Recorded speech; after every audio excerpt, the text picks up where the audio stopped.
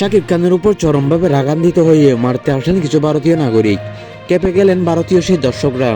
এবার কলকাতায় যাওয়ার পর শাকিব খানের উপর চরমভাবে আক্রমণ করলো কলকাতার কিছু দর্শক।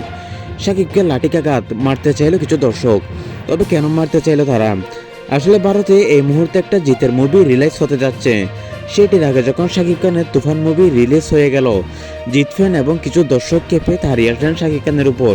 মূল কথা হচ্ছে, জিতের যে মুভি রিলিজ হচ্ছে সেটির গলার কাটা হচ্ছে শাকিব খানের তুফান মুভি। কারণ পশ্চিমবঙ্গের হলে বর্তমানে সবগুলো হলে চলছে তুফানের ঝলকা।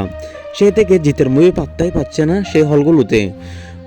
এ থেকে কেঁপে গিয়ে শাকিব খানের উপর আক্রমণ করলেন জিত ভক্তরা। এই বিষয়ে শাকিব পরবর্তী প্রেস কনফারেন্সে জানান, আসলে আমার ভুল ছিল কলকাতায় এসে মুভি রিলিজ দেওয়াটা। শাকিব খান আরও বলেছেন, আমি যদি ভুল করে থাকি তাহলে আমাকে মাফ করে দিয়েন। এ ছিল আজকের নিউজ। দেশ বিদেশের সব নিউজ পেতে চ্যানেলটি সাবস্ক্রাইব করে পাশে থাকুন।